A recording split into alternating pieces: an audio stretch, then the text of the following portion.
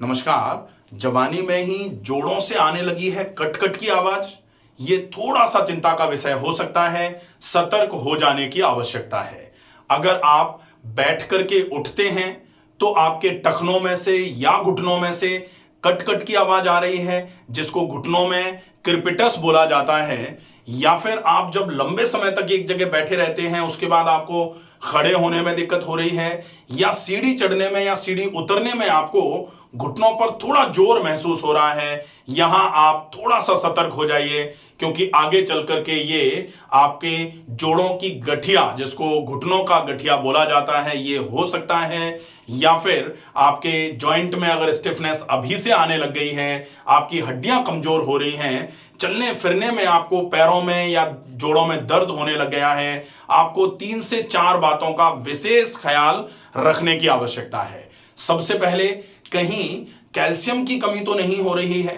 आपने calcium check कराया? वैसे तो यह है कि विटामिन डी, B12, कैल्शियम ये लगभग लगभग बहुत सारे लोगों का बहुत कम रहता है। लेकिन अगर आप ये समस्या फेस कर रहे हैं, आप चेक करा लीजिए। कैल्शियम की कमी है तो सामान्य तौर पर घर में रहते हुए आप कैल्शियम की कमी को कैसे पूरा कर सकते हैं? कैल्शियम की कमी को पूरा करने के लिए बहुत अच्छा तरीका होता है, आप आटे में ज्वार का आटा उपयोग में ले लीजिए, बहुत ही बढ़िया रहेगा। आप मखाना जो होता है उसको थोड़ा सा रोस्ट करके आप बिल्कुल तवे पर डाल करके उनको थोड़ा सा सेक लीजिए, वो मखाना बहुत उपयोगी है। सफेद तिल का उपयोग आप कर सकते हैं, ये कैल्शियम रिच माना जाता है। इसके साथ में आप अगर चाहें तो वंशलोचन मतलब बांस की मिट्टी बोला जाता है इसको, तो ये नेचुरल वंशलोचन, आजकल क्या है, ये भी बनाने लग गए हैं लोग, आर्टिफिशियली बना देते हैं। तो नेचुरल अगर अवेलेबल हो जाए तो प्लीज नेचुरल वंशलोचन, कहीं बच्चों को, जैसे जब बच्चे बहुत मिट्टी खाने लगते हैं तो वंशलोचन ही खिलाते थे पहले, लेकिन आजकल बिल्कुल व्हाइट कलर का वंशलोचन मिल रहा है, वो प्रिपेयर्ड है, वो सिंथेटिक वंशलोचन है। तो कोशिश करिए हल्का सा भूरे रंग का वंशलोचन अगर नेचुरल फॉर्मेट में आपको मिल जाए तो बहुत उपयोगी रहेगा। तो ये जो कैल्शियम है उसकी कमी को पूरा करने के लिए आप नेचुरली इन सब चीजों का उपयोग कर सकते हैं। अब एक तो कैल्शियम आपने डाइटरी जो डेफिशिएंसी थी वो तो आपने खा करके पूरा कर दिया, लेकिन दूसरा कैल्शियम की कमी होने का एक और कारण होता है कि कैल्शियम एब्जॉर्ब नहीं हो पा रहा है। एब्जॉर्प्शन अगर कैल्शियम का रुका है तो आपको पाचन को ठीक करने की आवश्यकता है। पाचन ठीक करने के लिए खाने को बहुत चबा के खाएं, जो भी ये खाएंगे इनको भी खूब चबाकर खाया जाए। पानी की मात्रा आप पूरे दिन में ज्यादा से ज्यादा रखिए और थोड़ा व्यायाम का उपयोग निश्चित करिए, ताकि व्यायाम करने से आपकी पाचन क्षमताएं धीरे धीरे करके ठीक होना चालू हो जाती हैं। फिर जो आप खाएंगे वो उसका पाचन होना चालू हो जाएगा, फिर वो शरीर में एब्जॉर्ब होकर के जहां जरूरी है वहां तक पहुंचाने के लिए आपको व्यायाम की आवश्यकता होगी। वहां आप जोड़ों का व्यायाम या फिर कोई सामान्य विहार जिसको बोला जाता है, आप टहल सकते हैं या कोई आसन कर सकते हैं, या बहुत अच्छा तरीका होता है खून की चाल को, खून के संचार को बढ़ाने के लिए, वो है प्राणायाम। तो प्राणायाम का उपयोग करेंगे।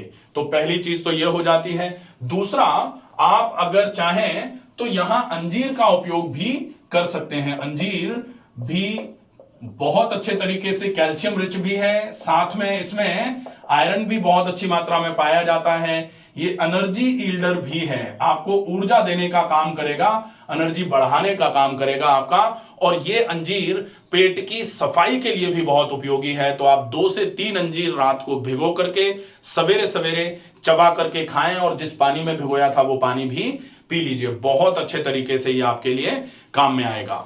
इसके अलावा दूसरे नंबर पर कि भैया यहां आपने जो कैल्शियम डेफिशिएंसी है इसको पूरा कर दिया। अब दूसरे नंबर पर आता है कि आपने कैल्शियम खा तो दिया, कैल्शियम पचाने के लिए आपको व्यायाम कौन से करने पड़ेंगे। तो अब हम व्यायाम में एक्सरसाइजेज, या फिर इसको हम योग कह सकते हैं, या फिर योग में हम आसन या फिर प्राणायाम का अभ्यास कर सकते हैं। तो यहां हमें क्या करना पड़ेगा, कोशिश करिए कम से कम 20 मिनट के आसपास का अगर टहलने का नियम बना सकें तो टहलने का नियम बना लीजिए। कभी कभी ऐसा होता है कि जोड़ों में बहुत ज्यादा दर्द है, एड़ियों में भी दर्द है, कमर में, घुटनों में भी दर्द है, तो फिर टहलना आपका 0 हो जाना चाहिए। ऐसे समय में आप एक्सरसाइजेज में कौन सी एक्सरसाइजेज करेंगे? जोड़ों का व्यायाम। तो जोड़ों का व्यायाम कौन सा होगा? तो joint exercises by doctor Ramakant Sharma आप सर्च करेंगे यूट्यूब पर, पूरा वीडियो है इसमें, ऊपर से लेकर नीचे तक सारे जोड़ों के वो व्यायाम बताए हुए हैं जो सारे के सारे जोड़ों की रेंज ऑफ मूवमेंट को बहुत अच्छा बनाने का काम करेंगे, रेंज ऑफ मोशन जो है उसको बहुत अच्छा करने का काम करेंगे। वो जॉइंट एक्सरसाइजेज आप जरूर कर लीजिए। उसके बाद में अगर संभव हो जाए तो आप प्राणायाम में अनुलोम विलोम प्राणायाम और डीप ब्रीदिंग, तो अनुलोम विलोम और डीप ब्रीदिंग ये जरूर फॉलो अप पर डाल दीजिए। इससे जो आप खा रहे हैं वो पूरा का पूरा आपके शरीर में एब्जॉर्ब होकर के सर्कुलेट होना चालू हो जाएगा, और जितना अच्छा सर्कुलेशन होगा उतना बढ़िया आपको फायदा होना चालू हो जाएगा। क्योंकि कैल्शियम केवल खा लेने से पूरा हो जाएगा ऐसा नहीं है, कैल्शियम का डाइजेशन बहुत जरूरी है, एब्जॉर्प्शन बहुत जरूरी है। अगर कैल्शियम एब्जॉर्ब नहीं हो पा रहा है, ट्रेवल नहीं कर पा रहा, जहां जरूरत है वहां नहीं पहुंच पा रहा, तो फिर कैल्शियम के होने का कोई खास मतलब नहीं निकलता है। इसलिए ये व्यायाम भी बहुत आवश्यक पार्ट होता है अगर आपको ये जोड़ों की कटकट से निजात चाहिए तो। इसके अलावा ये जो जोड़ों में कटकट आने का एक और कारण होता है वो है वात की वृद्धि। क्योंकि वात जब बढ़ता है, वात वृद्धो रूक्षताः, वात जब बढ़ेगा तो रूखापन लेके आने का काम करेगा। वात जो है उसकी प्रकृति किस प्रकार की होती है? वात की दो प्रकार की प्रकृति है, एक तो रूक्ष करेगा और दूसरा शीतलता पहुंचाएगा, ठंडक पहुंचाएगा। तो जोड़ों में जकड़न लेके आने का काम करता है वात, और रूखापन लेके आएगा तो त्वचा रूखी हो जाएगी, बाल रूखे रूखे हो जाएंगे, नाखून रूखे रूखे हो जाएंगे, और इसकी वजह से आपको धीरे धीरे करके जोड़ों में जकड़न और जोड़ों में एकदम से कटकट की आवाजें आना चालू हो जाती हैं। तो हमें वात को मैनेज करने की आवश्यकता है। अब हम वात को कैसे मैनेज करेंगे, वात को कैसे ठीक किया जाएगा? वात को ठीक करने के लिए कोशिश करें कि जैसे वात की प्रकृति क्या है, एक तो शीत और दूसरा रूक्ष। तो शीत का उल्टा क्या होता है? ठंडक का उल्टा क्या होता है? गर्म। और रूक्ष रूखेपन का उल्टा क्या होता है? चिकनाई। तो चिकनाई अगर रूखापन है तो चिकनाई, चिकनाई मतलब घी या फिर कैस्टर ऑयल। और ठंडक का उल्टा क्या है? उष्ण। उष्ण प्रकृति की चीजें कौन सी हैं? जैसे गिलोय, गिलोय उष्ण प्रकृति की है। और अगर हम गिलोय का उपयोग करते हैं तो गिलोय हमारे लिए इम्यूनिटी एनहेंसर का भी काम करेगी, गिलोय पेट की सफाई धुलाई का भी काम करती है। तो फिर गिलोय का पाउडर अगर आपको कहीं मिल जाए तो गिलोय का पाउडर लिया, उसको कैस्टर ऑयल या घी के साथ में आप फंकी लेकर के ऊपर से घी या फिर मिला करके घी के साथ आप खा करके ऊपर से हल्का सा गुनगुना पानी पी लें। ये वात का समन करने के लिए बहुत अच्छा तरीका है। इससे वात धीरे धीरे करके कम होना चालू हो जाएगा। प्लस वात का जनरेशन, ये तो हो गया वात का ट्रीटमेंट। अब वात का ट्रीटमेंट तो हम कर रहे हैं, लेकिन वात कहां से जनरेट हो रहा है? अगर उस जड़ को खत्म नहीं करोगे तो बनते हुए वात को बैलेंस तो करते रहोगे लेकिन बनता रहेगा लगातार। तो बनना कहां से? वात का मुख्य स्थान क्या है? आमाशय।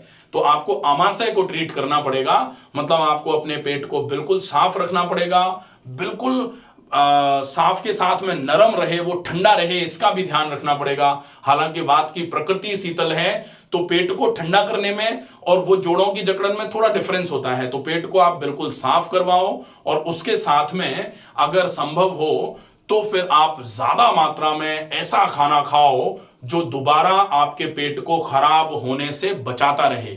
जैसे बिल्कुल उबला हुआ खाना, ज्यादा मात्रा में मोटे आटे की रोटी का उपयोग, और रोटी की मात्रा कम हो, सब्जी की मात्रा ज्यादा हो। अगर रोटी आप एक या दो रोटी खा रहे हैं तो बहुत चबा करके खाया जाए, और वो आटा बहुत मोटा होना चाहिए, ये आप विशेष ध्यान रखें। साथ में खाने के साथ में पानी का बिल्कुल उपयोग नहीं किया जाए, इसका विशेष ध्यान रखना है। अगर आप इतना ध्यान रख लेते हैं तो ये जो जोड़ों की कट की आवाजें हैं ये धीरे धीरे करके ठीक होना चालू हो जाएंगी। जॉइंट एक्सरसाइजेस पर आपको सबसे ज्यादा ध्यान रखने की आवश्यकता है, और वात को मैनेज करने के लिए आप घी या कैस्टर ऑयल के साथ में जो गिलोय है उसका पाउडर ले सकते हैं, गिलोय चूर्ण के नाम से मिल जाएगा।